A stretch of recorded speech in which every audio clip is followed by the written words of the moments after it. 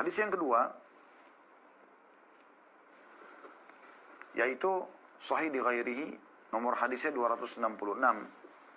Dari Sahal bin Sa'ad radhiyallahu anhu, dia berkata, Rasulullah SAW bersabda, sa'atani tuftahu fihi ma'abwabus sama' wa qallama turaddu ala da'in da'watuhu 'inda hudurin nida' was-saffi fi sabilillah. Dua waktu yang padanya pintu-pintu langit lagi dibuka lebar-lebar. Dan jarang sekali, atau bisa dikatakan tidak ada orang yang berdoa pada waktu itu ditolak doanya. Ialah pada saat seruan azan dikumandangkan dan pada saat berbaris dalam perang di jalan Allah. Nah, jadi teman-teman ini luar biasa. Oleh karena itu, ingat, menjawab panggilan muadzin, mengucapkan seperti diucapkan muadzin, yakin dalam hati, dijamin masuk surga. Berdoa antara azan iqamah, mustajab, diterima. Hajat apapun, semuanya kecil di depan zat yang maha agung Allah Al-Azim. Jadi walaupun anda anggap masalah anda besar, hajat anda besar, tetap saja kecil di mata Allah Subhanahu wa ta'ala. Lalu salat awal waktu adalah amal yang paling Allah cintai. Karena seorang sahabat bertanya dalam hadis Bukhari Muslim, ya Rasulullah, amal apa yang paling Allah cintai? Ayu amal habbu ilallah. Maka Nabi SAW mengatakan as-salatu ala waktiha, salat pada waktunya. Jadi ini rentetan yang harus kita jadikan sebagai sebuah prinsip hidup. Gak ada lagi negosiasi urusan dunia, gak ada lagi meeting, gak ada lagi transaksi, gak ada apa-apa pokoknya di waktu itu. Yang ada adalah jawab muadzin, berdoa diantaranya azan dan iqamah, dan juga sholat langsung setelah itu.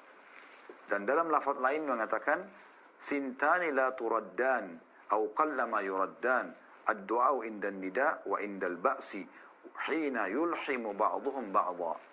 Dua waktu yang tidak ditolak atau jarang ditolak, yaitu doa pada saat azan, ya, dan pada saat pertempuran berkecamuk manakala sebagian menyerang sebagian yang lainnya.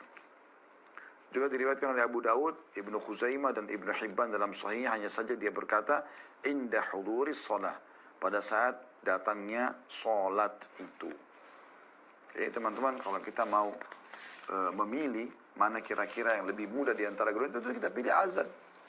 Kalau jihad itu butuh kebesaran jiwa dan harus memang ada kejadiannya.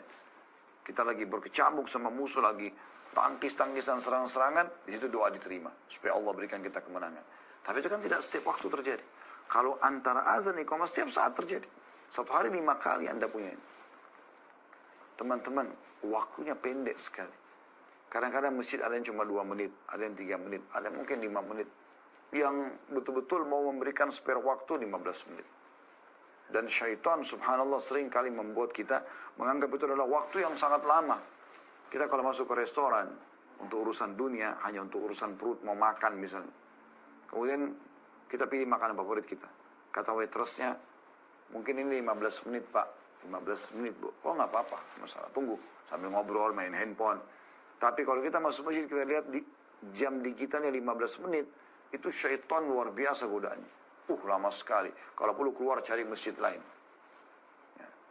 Padahal sebenarnya 15 menit Anda punya peluang menyampaikan semua hajat Anda. Yang belum menikah supaya menikah. Yang masih punya utang supaya lunas utangnya. Yang masih punya penyakit supaya disembuhkan. Yang segala macam. Sampaikan hajat dunia, hajat akhirat. Diijabah. Rabbul Alamin, Tuhan alam semesta. Malikul Mulk, Raja yang sebenarnya, sedang membuka peluang semua hajat Anda selain kemaksiatan kepadanya akan diijabah. Maksimalkan teman-teman. Lagi macet di jalan, di mobil, azan, iqamah, dengarkan, jawab muadzin. Anda belum sempat macet, belum sempat keluar mau sholat, doa, berdoa di situ. Sampaikan hajat Anda. Yang terakhir teman-teman dalam pasal kita, dan kita tutup materi kita ini, insya Allah kita buka pertanyaan sebentar lagi. Hadis nomor urutan dari awal kitab 267 dan urutan nomor 3 dalam pasal kita dengan sanad sahih. Dari Abdullah bin Amr radhiyallahu anhu, dia berkata, "Anna rajulan qala, ya Rasulullah, innal muadzinina yafdulunana." Faqala Rasulullah SAW, "Qul kama yaqulun, fa idza intahaita fasal tu'ta." Sebenarnya hadis ini sudah kita sebutkan tadi ya. Tapi di sini diulangi lagi, yaitu bahwa seorang laki-laki berkata, "Ya Rasulullah, sesungguhnya para muadzin mengungguli kami." Ya, artinya mereka mendapatkan keistimewaan yang banyak. Sudah kita jelaskan tadi ya. Di antaranya dia akan panen pahala orang-orang yang sholat bersama, karena panggilannya dia. Maka Rasulullah SAW memberikan solusi. Kalian juga bisa sama pahalanya dengan mereka. Bagaimana? Ucapkan seperti yang mereka ucapkan. Jika kamu sudah selesai, ini yang jadi bahasan kita, antara azan iqamah, mohonlah, berdoalah. Niscaya kau akan diberi. Niscaya kau akan diberi. Ingat teman-teman, berdoa ya, untuk mempertahankan nikmat yang sedang ada atau minta ditambahkan nikmat lebih afdal daripada Anda berdoa pada saat bencana atau cobaan sedang datang minta diberikan solusi. Jadi lebih dicintai oleh Allah SWT kita kalau lagi sehat minta supaya dipertahankan kesehatan untuk diberikan lebih daripada itu. Minta supaya lebih